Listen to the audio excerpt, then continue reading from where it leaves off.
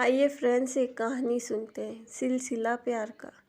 Typing coaching centre में विजय का पहला दिन था। वह अपनी सीट पर बैठा टाइप सीखने के लिए पुस्तिका पढ़ रहा था। तभी उसकी निगाह अपने केबिन की गेट की तरफ गई। कजरारे नैनों वाली एक सांवली सी लड़की उसकी केबिन में आ रही थी। विजय एकटक उसे देख ही रहा था। तभी लड़की उसकी बगल वाली सीट पर आकर बैठ गई। टाइपराइटर को ठीक किया और टाइप करने में मशगूल हो गई। विजय का मन टाइप करने में नहीं लग रहा था। वह किसी भी हालत में लड़की से बात करना चाह रहा था। वह सोच ही रहा था कि कैसे बात करूं। फिर वह टाइपराइटर पर कागज़ लगाकर बैठ गया और लड़की को देखने लगा। लड़की की अंगुलियां टाइपराइटर पे ऐसे पड़ रही थी कि मानो हारमोनियम बजा रही हो। विजय एकटक उसे ही देखता रहा। क्या देख रहे हो? थोड़ी देर बाद लड़की ने गुस्से से बोली, आपको टाइप करते हुए देख रहा हूँ। यहाँ क्या करने आए हो? लड़की ने कहा। विजय ने कहा, टाइप सीखने। ऐसे सीखोगे? लड़की के स्वर में तल्ली बरकरार थी। मेरा आज पहला दिन है, इसलिए मेरी समझ में कुछ नहीं आ रहा। आप टाइप कर रही थी तो मैं देखने लगा। आपकी अंगुलियां कैसे पड़ती है कीपैड पर। आपको टाइप करते देख शायद मैं भी सीख जाऊं। यदि इसी तरह मुझे देखते रहे तो आपकी यह मनोकामना कभी पूरी नहीं होगी, लड़की ने कहा। लड़की फिर टाइप करने में जुट गई। विजय भी कीपैड देखकर टाइप करने लगा। टाइप करने में उसका मन नहीं लग रहा था। वह बेचैनी सी महसूस कर रहा था। 10 मिनट बाद ही उसने टाइपराइटर में रिबन फंसा दिया। रिबन तो फंसेगा ही, लड़की ने कहा, जब ध्यानचंद कहीं और होगा। लड़की ने टाइपराइटर को अपनी ओर खींचा और उसे ठीक करने लगी। थोड़ी देर बाद टाइपराइटर ठीक हो गया। लो, ठीक हो गया, लड़की ने कहा। उसकी चेतना वापस लौटी। लड़की फिर टाइप करने में लग गई, लेकिन विजय का मन टाइप करने में नहीं लग रहा था। वह लड़की से बात करने की ताक में ही लगा रहा कि किस तरह उससे बात करूं। तभी लड़की बोली, मन नहीं लग रहा? अचानक लड़की ने उससे पूछा तो बातें खिल गई। लगता है कि सीख भी नहीं पाऊंगा। आसार तो कुछ ऐसे ही दिखते हैं। आपका नाम? विजय ने बात को बढ़ाने के लिए सवाल कर दिया। सरिता। अच्छा नाम है, लेकिन मुझे इस नाम से नफरत है, विजय ने कहा। क्यों? लड़की ने कहा। एक कारण हो तो बताएं। यह कहते हुए सरिता अपनी सीट से उठी, पर्स कंधे पर टांगते हुए केबिन से बाहर निकल गई। विजय उसे जाते हुए देखता रहा। उसके जाने के बाद उसने टाइपराइटर पर नज़र डाली। टाइपराइटर मानो उदास सा लग रहा था।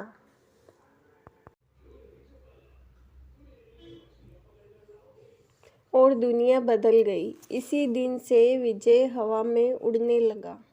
रातों को छत पर घूमना, तारे गिनना और उनसे बातें करना। चांदनी रात में बैठकर कविताएं लिखता।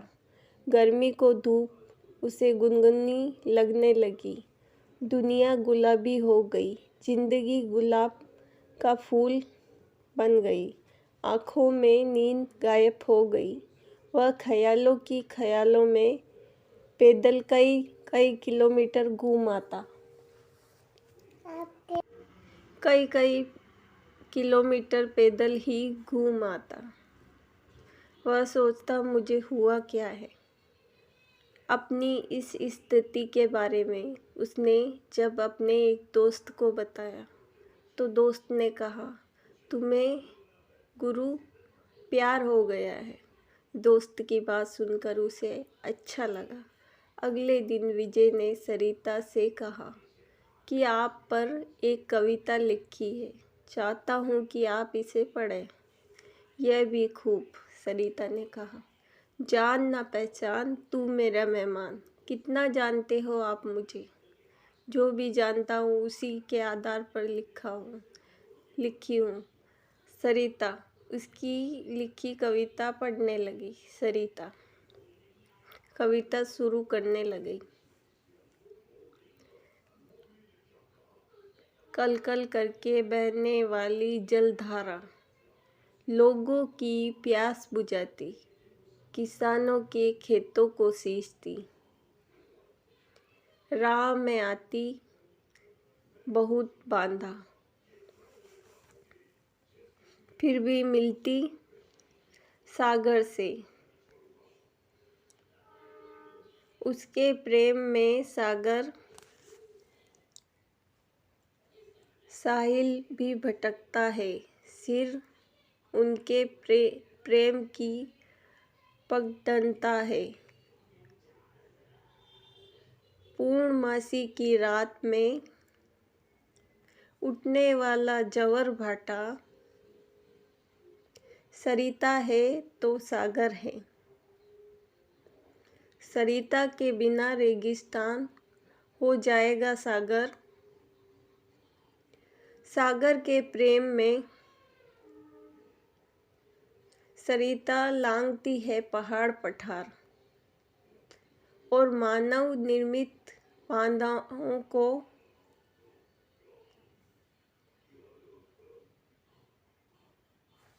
बाधाओं को कविता के नीचे उसी विजय की जगह सागर लिखा था।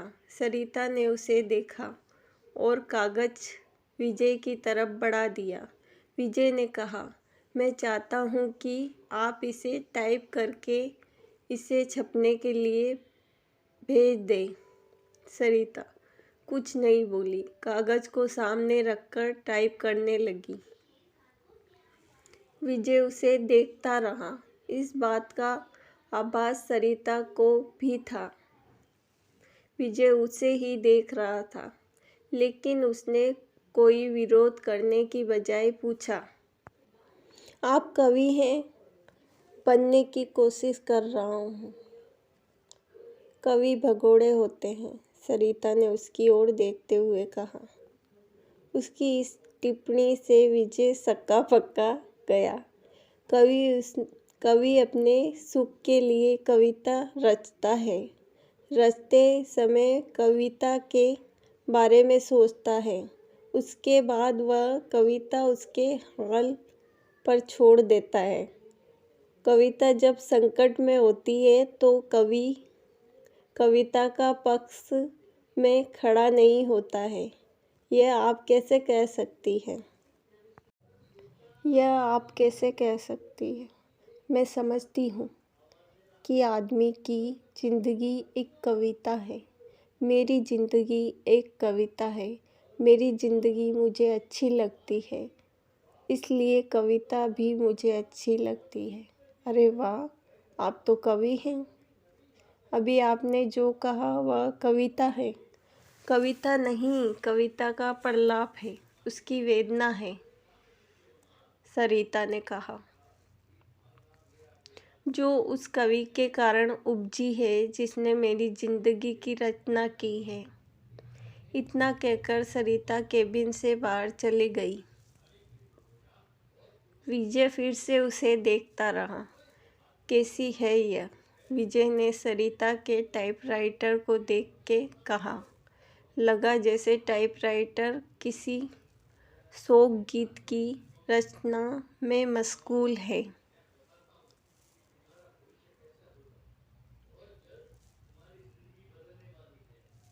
प्यार की खुशबू।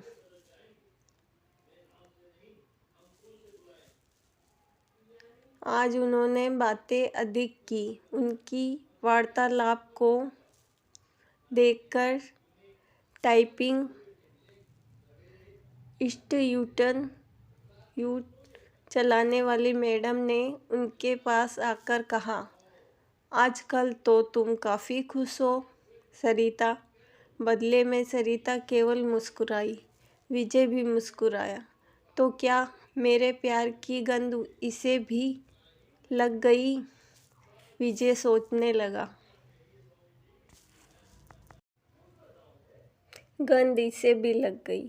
अगले दिन सरिता जब इंस्टीट्यूट आई तो काफ़ी सजी धजी थी। नया गुलाबी सूट पहने थी। बालों का स्टाइल बदला हुआ था। विजय को सरिता का यह बदला रूप अच्छा लगा। वह अपनी भावनाओं को दबा नहीं पाया। बोला, आज तो काफ़ी सुंदर लग रही हो। जवाब में सरिता ने मुस्कुराते हुए कहा, थैंक यू।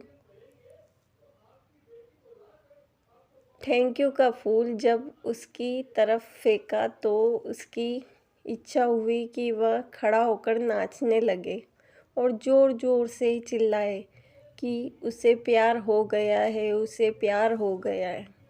विजय की खुशी का ठिकाना नहीं था। मानो उसे खुशी का खजाना मिल गया हो। ग्रह नक्षत्रों की चाल। आदमी जब निराश होता है या तो फिर लक्ष्य के प्रति उसकी स्थितियाँ साफ नहीं होती तो वह धर्म और ज्योतिषी की शरण में चला जाता है। विजय की भी हालत कुछ ऐसी ही थी। वह सरिता को चाहने लगा था, लेकिन सरिता भी उसे चाहती यह स्पष्ट नहीं था। वह अपनी बेरोजगारी से भी परेशान था। घरवाले शादी के लिए अलग से दबाव डाल रहे थे। लिहाजा एक दिन वह ज्योतिषी के पास चला गया। नौकरी पाने के लिए वह ज्योतिषी के नुस्खे पूछने लगा। उसने प्रेम पाने के लिए भी ग्रह नक्षत्रों की चाल जान ली। नौकरी के लिए ज्योतिषी कभी कहता कि आपकी कुंडली में काल सर्प दोष है, जो आपके शुभ कार्यों में बाधक है।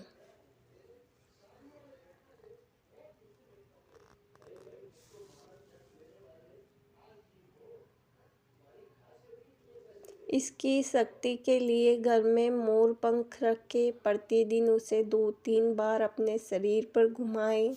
सोमवार के दिन चांदी से बना सर्प का जोड़ा शिवलिंग पर चढ़ाए। नित्य श्री गणेश जी की उपासना करें। धैर्यपूर्वक ऐसा करने से आपका रोजगार प्राप्ति होगी।